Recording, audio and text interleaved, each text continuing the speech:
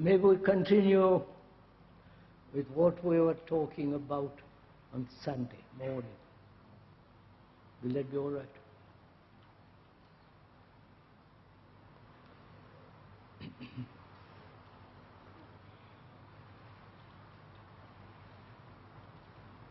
I wonder if you have thought any more about what we were talking on Sunday morning.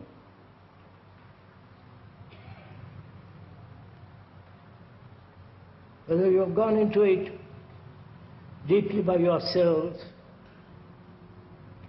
and have come to a certain point beyond which you may not be able to go, and if so, we could go into it much further. What we were saying there Sunday morning was that we must have the capacity to think together.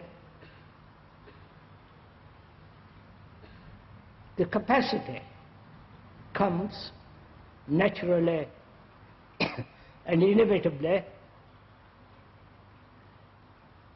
if one sees the importance and the necessity in a corrupting world that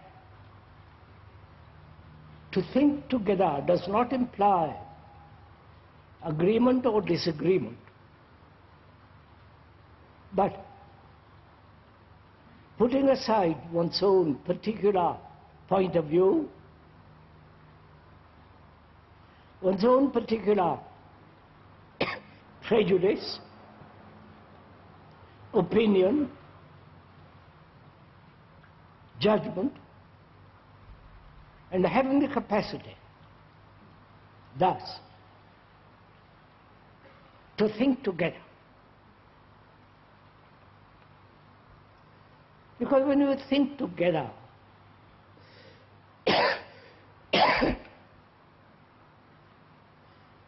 there is no division.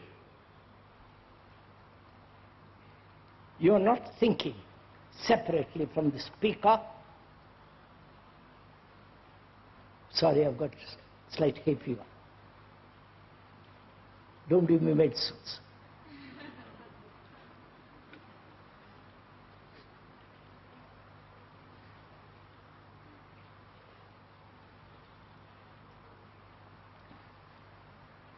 If you are able to think together,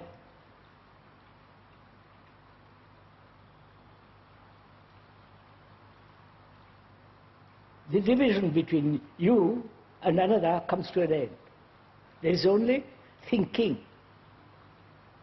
Not your way of thinking or another way of thinking, just the capacity to think together.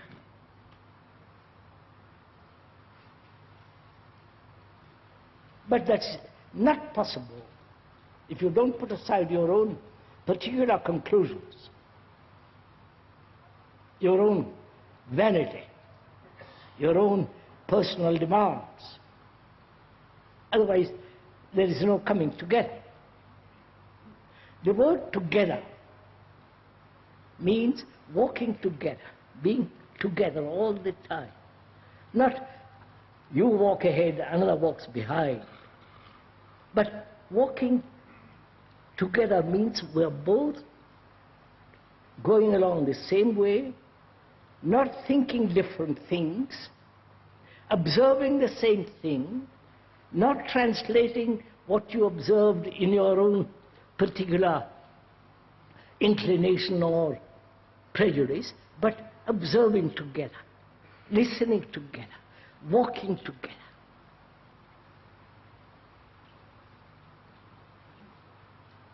I wonder if you realize when that takes place, what happens between two human beings.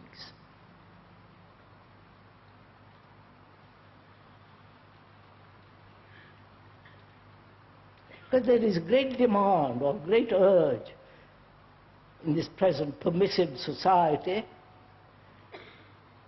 that each one of us must fulfill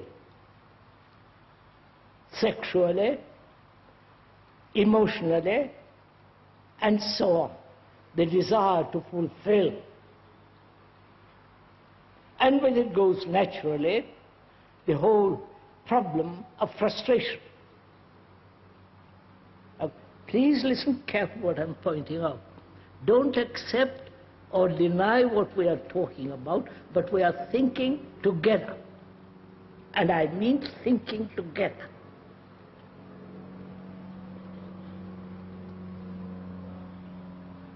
When one is seeking fulfillment in another, or desiring to be and become and therefore act, which is a form of fulfillment, then in that movement there is frustration. All kinds of neurotic ideas, neurosis, and so on, so on. But when we think together, that is, you have dropped your particular opinion, judgment, and so on, and the other has also dropped his, there is no division, and therefore there is no sense of fulfillment. I wonder if you get this. And therefore no sense of frustration. Please, this is not a verbal conclusion, an idealistic concept, something to be achieved, but the realization of the actual fact that as long as we are not thinking together about everything, politics, religion, economics, personal relation, and so on, thinking together, there must be division, and out of that division there arises the desire to fulfill, and the inevitable sequence of that is frustration, with all its neurosis and all the inevitable reactions. When we think together, all that comes to an end.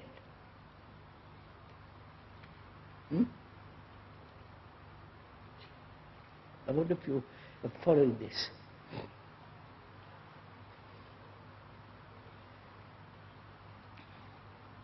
If one may ask,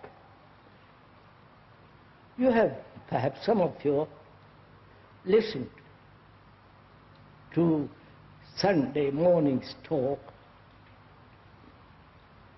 and have you inwardly dropped your personal opinion, your conclusion, your experience? Or you hold on to them consciously or unconsciously and make an effort to think together. And of course that is rather childish, which only maintains a certain verbal communication, but in actuality there is division.